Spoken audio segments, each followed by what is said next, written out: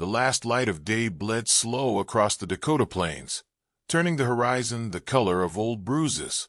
Dust clung to the rider's coat like ash, his hat brim low against the wind that moved like a whisper through broken grass. Ellis Kane rode alone, as he often did, the rein slack in one hand and a .44 carbine resting across his saddle horn. His horse, dun-colored and bone-tired, stepped carefully along the narrow trail that skirted a half-rotted fence line. It was quiet, the kind of quiet that didn't belong to peace, but to something hollower. Then he saw her, tied to the last post of the fence, where the boards gave out into a sprawl of cheatgrass and pale sky, was a girl. 19, maybe. Barefoot. Her skin looked wind-bitten, the kind of raw pink that comes from days of exposure. Her hands were bound behind her with coarse hemp rope, her knees drawn up to her chest, like she was trying to disappear into herself. The wind pulled at her calico dress, torn at the hem, and around her shoulders hung a faded white shawl, lace barely holding together, yellowed like parchment. A wedding shawl. She didn't lift her head when he dismounted, just stared into the dust like she'd stopped expecting to be seen. Ellis took a long look around. The homestead nearby was half collapsed, its roof caved in, and the barn leaning like a drunk on his last leg. No smoke from the chimney. No livestock. Just the wind and the girl. He didn't speak. Words had no use yet. Instead, he unslung his bedroll, struck a match, and started a fire with a handful of dry grass and old bark. It caught slow, flickering gold against the dying blue of the sky. He set a battered tin cup on the coals, poured black coffee grounds from a pouch he kept wrapped in oilcloth.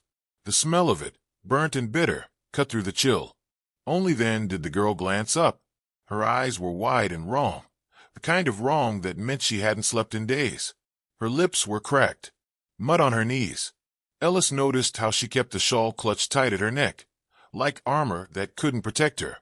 He offered the cup first. She didn't take it right away. When she did, her fingers trembled so hard the tin nearly spilled. She drank in short gulps, like she wasn't sure if she'd be allowed another. Still, he didn't ask her name. After the last drop was gone, and the fire cast a gentler light on her face, he stood. Wordless, he pulled a knife from his belt, slowly, not sudden, and cut the rope binding her wrists. The fibers snapped one by one. Her hands fell to her lap, like they didn't belong to her anymore. She didn't thank him, didn't move. She just stared at the fire. He sat beside her a long while. Night came full, and with it the chill. Somewhere in the dark, a coyote called. He tossed a second log on the fire, and then rose, walking to his horse. When he turned back, she was still sitting there, small as a shadow. He held out a hand. She didn't take it, but when he stepped back and mounted up, she came to him, climbed into the saddle behind him, and gripped his coat like someone afraid of falling through the world. They rode through the dark without speaking. The wind carried the smell of wood smoke and dry earth, and the girl leaned into him just enough that he felt the weight of her silence. His cabin stood at the edge of the hills, far from any town or neighbor. A one-room shape in the dark with a low roof and a stovepipe that leaned sideways in the wind.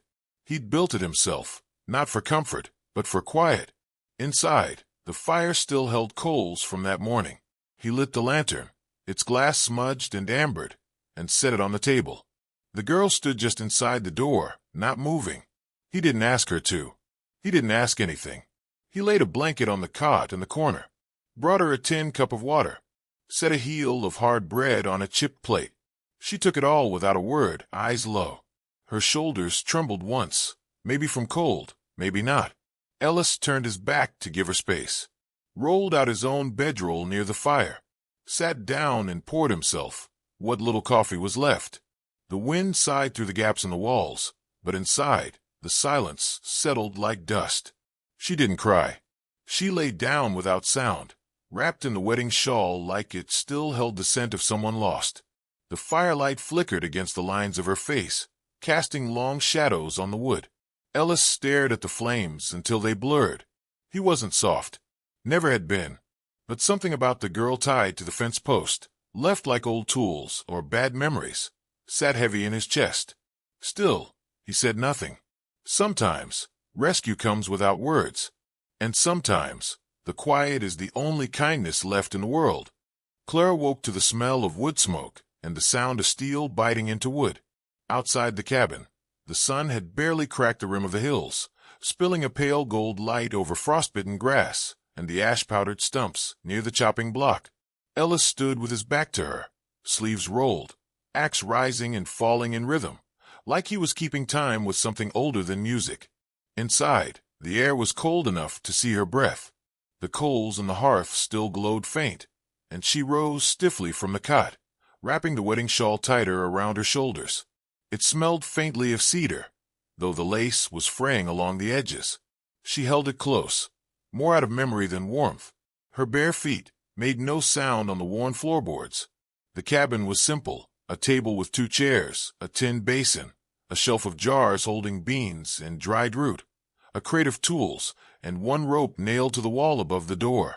A lasso, braided and weather-worn, coiled neatly like a sleeping thing. Her fingers reached for it before she realized, grazing its surface like one might test a scar. She let it go quickly. That day, and the days that followed, Clara began moving through the world again, not with purpose, but with muscle memory.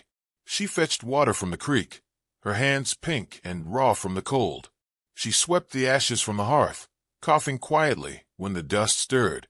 She sewed the torn hem of her dress, threading the needle with a slowness that came from not having done it in a long while. She didn't ask, just did, as if earning her presence there. Ellis never stopped her, never offered praise, either. He simply left space. At meals, they ate in quiet. He carved beans and salted meat with a pocket knife and passed it her way. She accepted with a small nod. The cabin felt like a place made of silence, but not empty silence, something living in the hush between them, like snow falling at night. One evening, while she bent to feed the fire, the shawl slipped from her shoulder. Ellis looked up from where he sat mending tack, and there, across her lower back, was a scar, long, pale, curved like a shepherd's hook, old, but not forgotten by the skin. He didn't ask, didn't stare, just went back to his work. But that night, she found a small tin of salve set neatly on the edge of the table, near her cup. No words, just that. She didn't use it right away. That night, Clara climbed the narrow wooden ladder that led to the attic loft. Dust covered everything. Cobwebs clung like lace in the corners. But in the far side, beneath a moth-eaten quilt and a bundle of old coats, she found a trunk. Heavy. Cedar. The latch rusted. Inside it, wrapped in muslin, was a wedding dress, yellowed by time. Simple but whole. Small waist, long sleeves. The stitching at the collar had been done by hand. She ran her fingers over the bodice then, without quite knowing why, lifted it and held it against her chest. She didn't wear it to be pretty. She wore it to remember. She stood in the dim light with the dress half pulled over her shift, the shawl draped over it like a memory of a woman who once hoped for more. A woman who maybe wore something like this on a June morning long ago, barefoot and laughing. Clara didn't laugh. She folded the dress back gently, but not into the trunk. She laid it beside her cot and slept beside it that night like a sister or a prayer. Ellis didn't speak of his past, not out loud, but in the nights that followed, when she lay still and silent beneath her shawl, she sometimes heard him moving. Once, when the fire had burned low, she saw him pull something from the drawer beneath the table. A photograph, creased and torn along one side. 2 men stood in it. Both wore cavalry coats. One was Ellis. The other had his smile. He stared at it for a long time, then fed it to the fire. The flames took it slow, curling the edges before eating the center. The next morning, his jaw was tighter. He worked longer, said even less than usual. But when Clara burned her hand pouring water onto the stove later that day, he crossed the room fast and took her wrist without hesitation. She flinched, reflex sharp. He released her instantly. Stepped back. Said nothing. That night, the salve was back on the table. This time open. She used it. The day stretched thin but steady. Snow had yet to fall, but the air spoke of it. The wind had changed its voice. Clara stood outside one dusk, watching the sun dip beneath the plains. Her hand smelled faintly of pine and smoke. The dress lay folded on her cot, untouched but close. The scar on her back no longer stung, not from healing, but from being seen and not spoken of. Ellis walked past her once, arms full of chopped wood, and paused just a second. He glanced at her hands, then the shawl, then nodded once. Not approval, recognition. And in that small moment, something in her, quiet and fragile, breathed again. They both carried ghosts, and neither spoke their names. The storm announced itself the way old men start a fight. Quiet at first, then sudden and mean. It rolled in low from the west, dragging its weight across the plains like a wounded animal. By afternoon, the sky had turned the color of gunmetal, and the air snapped with static. Ellis stood outside just long enough to check the roof slats and haul in another armful of wood. Clara helped, clutching her shawl against the wind as they pushed the last of the crates against the door. Then the rain came, thick and slanted and full of sharp sound, as if the sky was emptying itself of every grief it had stored. They were trapped inside. For 2 days, the world shrank to 4 walls, a pot of beans on the stove, and the groaning rhythm of wind testing the windows.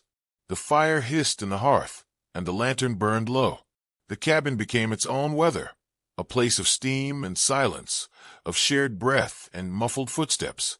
Clara sat by the hearth, her fingers curling around a cup of coffee so bitter it left her eyes watering. She didn't mind. It gave her something to hold. "Where are you from?" she asked, her voice small in the loud hush of the storm. Ellis, seated near the table with a whetstone and his knife, paused. "Omaha. East of it, anyhow." She nodded like she knew the place. She didn't, but the sound of an answer was something new, something steady. A beat passed. "You ever been married?" she asked next.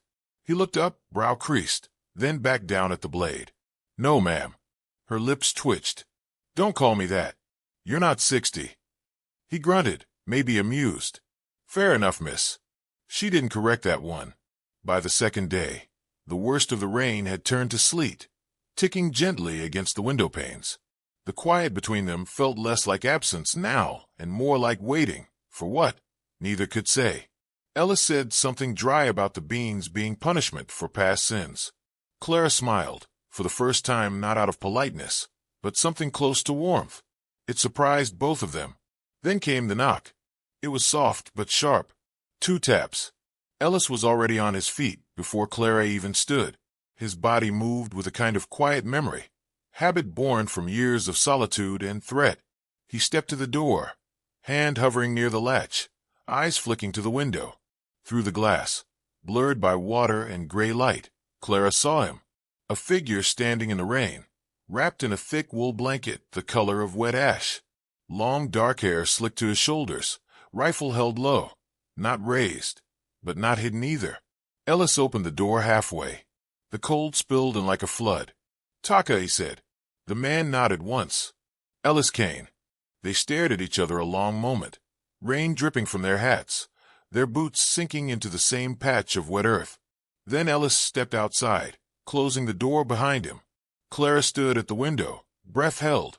She could see them, 2 silhouettes beneath the eaves, speaking in low tones. The words were not English. Lakota, she guessed. The cadence was strange, more like wind over rock than sound. She could not read their faces. But their postures were not angry.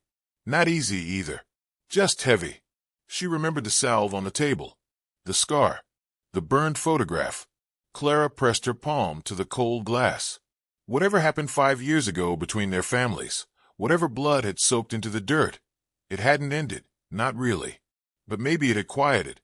After a few minutes, Ellis nodded. Taka stepped back.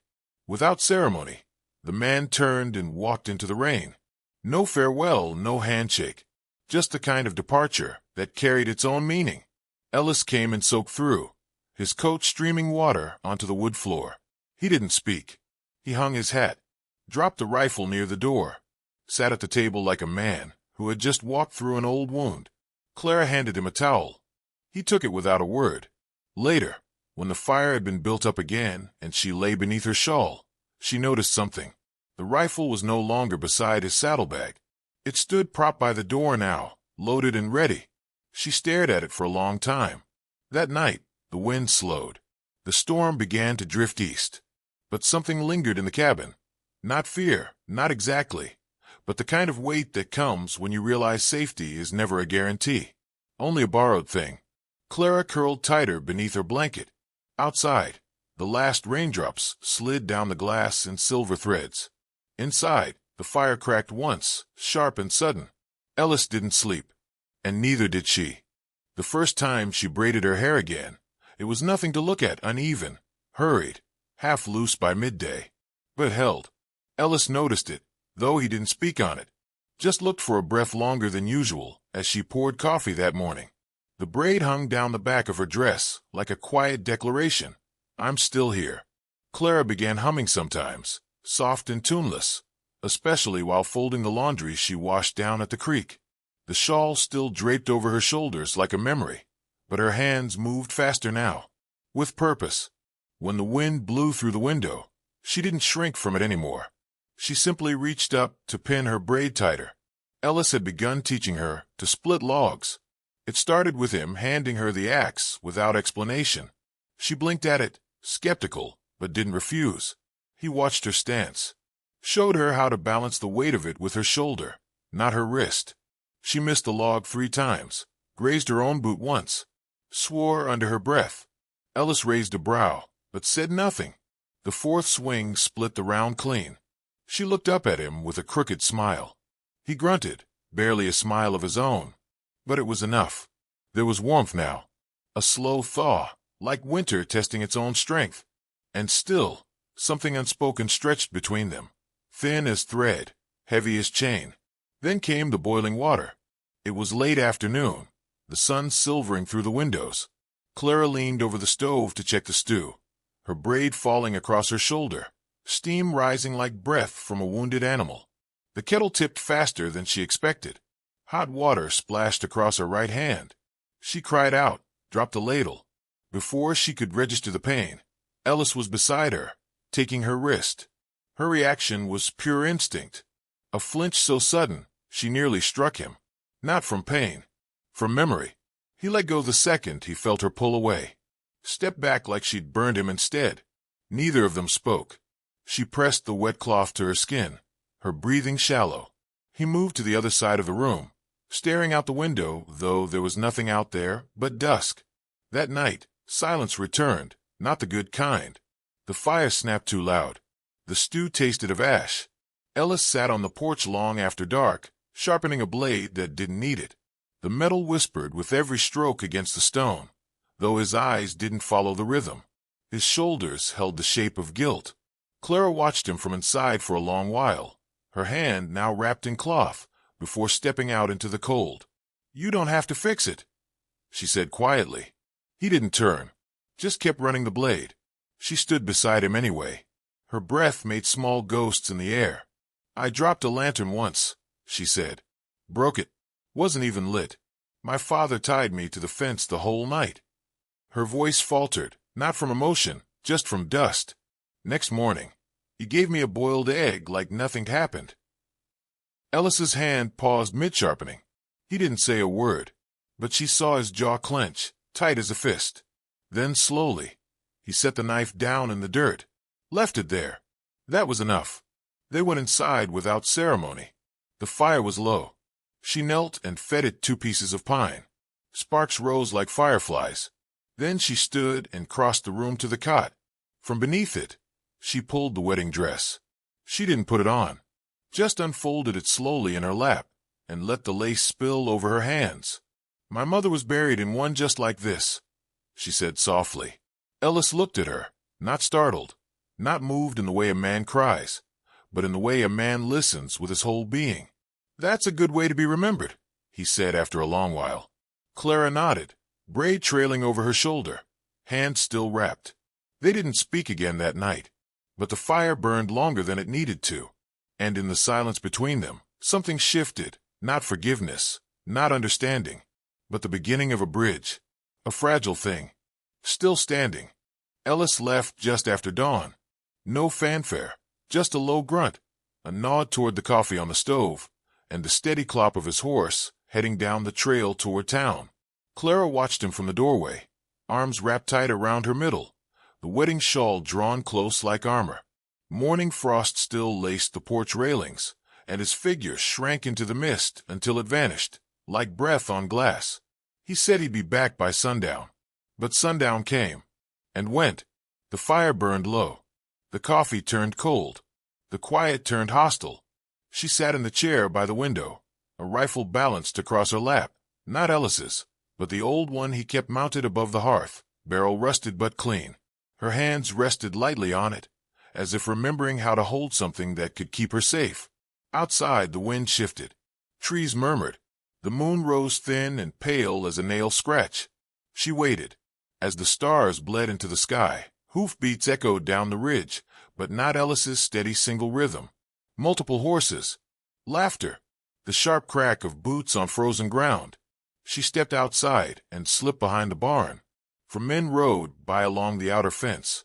Shadows in the moonlight, their breath fogging like ghosts. One of them was broad-shouldered, slumped in the saddle like a man held up by whiskey and habit. Even from the distance, she knew that silhouette. Her father. He was laughing. "Girl's gone soft," he said too loud. Ran off with some half-breed sympathizer. "Bet she thinks she's found salvation." The others chuckled, ugly sounds that scattered the silence like broken glass. Clara's pulse thudded in her ears. She gripped the rifle, raised it, slow, steady, the way Ellis had shown her. Her finger brushed the trigger. She could have. God, she wanted to. But she didn't. She held the rifle long enough for the tears to dry behind her eyes, then lowered it, stepped back into the dark, and waited for the hoofbeats to fade. It was near midnight when Ellis returned. He didn't knock, just opened the door and stood there a moment, outlined in firelight and bruises. His shirt was torn at the sleeve. Dried blood crusted along his jaw, one eye already darkening to purple. Clara said nothing. She crossed the room in 2 quiet steps and took his coat from his shoulders.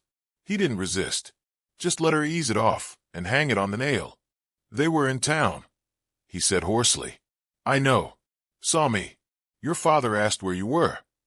She kept her back to him, gathering the salve, the needle, the spool of thread from the shelf. He swung first. Ellis at it, sitting slow at the table. "Didn't expect I'd swing back." She didn't look at him until the lantern was closer. His arm had a clean gash above the elbow, torn straight through the fabric. He watched her prepare the stitching. Didn't flinch. Her hands were steady until they weren't. Halfway through the second stitch, her breath hitched. A tear slipped down and landed on his wrist. "I ain't crying," she whispered. He didn't answer, just held still as she finished sewing the wound. The warmth of his skin beneath her fingers, a quiet reassurance. Neither of them spoke aloud. Later, when the fire burned low and the silence softened, Clara reached for the shawl. It was still draped across the back of the chair, the fabric worn thin in places, edges curled from years of hands too rough. She lifted it and walked over to Ellis, who sat by the fire, boots off, eyes half closed. Wordless, she draped it over his shoulders. He opened his eyes but said nothing. "I ain't crying," she repeated, voice like breath against flame. And she wasn't, but her hands lingered on his shoulders longer than necessary, and he didn't move to stop them. The fire cracked, low and warm. Outside, snow began to fall. Inside, nothing burned but what was needed. And for the first time, she didn't feel like something abandoned. She felt kept. They rode out at dawn, the sun a soft smear behind a veil of low cloud, pale light touching the frost that silvered every branch. Clara's braid was tight beneath her scarf. The rifle rested behind Ellis's saddle. The silence between them was no longer fearful or thick. It rode alongside, like a companion who knew when to hush. The word in town was that her father had left, sold off his mule, drunk through his coin, and taken a southbound freight wagon with a mouthful of curses and no destination. But Ellis didn't trust words passed from saloons and barbershops. Men like her father had a way of circling back. So they rode the long way, winding through pine-shadowed trails, the air sharp with coming snow. Ellis rode ahead, always glancing toward the ridgelines, watching for movement, for hoof tracks, for the shape of threat. Clara kept pace behind him, eyes steady, breath white against the wind. By mid-morning they reached the river. It ran dark and slow, rimmed with ice, whispering around stone and fallen limb. Ellis reined in his horse and dismounted, letting the animal drink. Clara stayed in the saddle, watching the water. "What'll you do now?" she asked, her voice low but sure. Ellis looked at the horizon, then at her. "Same thing I was doing," he said. "Just not alone, if that's all right." She didn't speak, just nodded once, and that was enough. By late afternoon, they came through a stand of spruce where the trail vanished and the earth sloped up into a hidden hollow. The snow had started, light flakes drifting down like pieces of quiet, and then she saw it. The cabin stood in the clearing like it had grown there, half-finished, but strong. Thick logs formed the base. The porch was still rough, a single rocking chair parked beside a bundle of shingles waiting to be nailed. Smoke trailed faint from a stovepipe. A ladder leaned against the eaves. The windows were unshuttered, clean. She dismounted slowly, boots crunching in the snow. "You built this?" she asked. Ellis nodded, tugging off his gloves. "Been working on it a while. Figured I'd finish come spring. But figured wrong, maybe." He stepped onto the porch, opened the door, held it for her. Inside was simple, like the first cabin, but touched by care. The hearth had stones stacked smooth and tight, a thick rug laid before it. There was a shelf already waiting for jars and tools. A small table, 2 chairs, a cot in the corner, and beside it, a second one, half-made. But it was the room to the right that stopped her. 2 windows, one facing east, the other west. Sunlight, when it came, would rise and set across the walls. A trunk sat at the foot of the space, empty, waiting. She stepped into the center of the room and turned once, slowly, her eyes wet and blinking fast. "I ain't ever had a room that looked both ways," she said. And then she cried, not from sadness, not from hurt, but from something long held and now, finally, let go. Ellis didn't move to comfort her. He didn't need to. He just stood at the threshold, hands in his coat pockets, watching with a quiet that spoke more than any prayer could. That evening, as the snow thickened and the fire cracked in the hearth, Clara pulled her braid over her shoulder and smoothed it with careful fingers. Then she walked to the doorway and reached for a nail above the frame. From her bag, she unfolded the wedding shawl, delicate now, yellowed and worn, but still whole. She hung it above the door, where light would touch it each time someone entered. "Ain't right to keep it in a trunk," she said. Ellis watched her from across the room, coffee brewing slow on the stove. He poured a mug, wrapped it in both hands for warmth, then crossed the floor and offered it to her. She took it. The firelight danced between them, warm against the glass panes. The snow kept falling outside, soft and soundless. Ellis looked at her, and his voice was steady as stone and soft as a promise. "You'll never cry again." Clara blinked once, then smiled, small, tired, and true. Not every wound had to vanish. Some just had to be seen, and stayed with. Outside, the wind carried on. Inside, they didn't.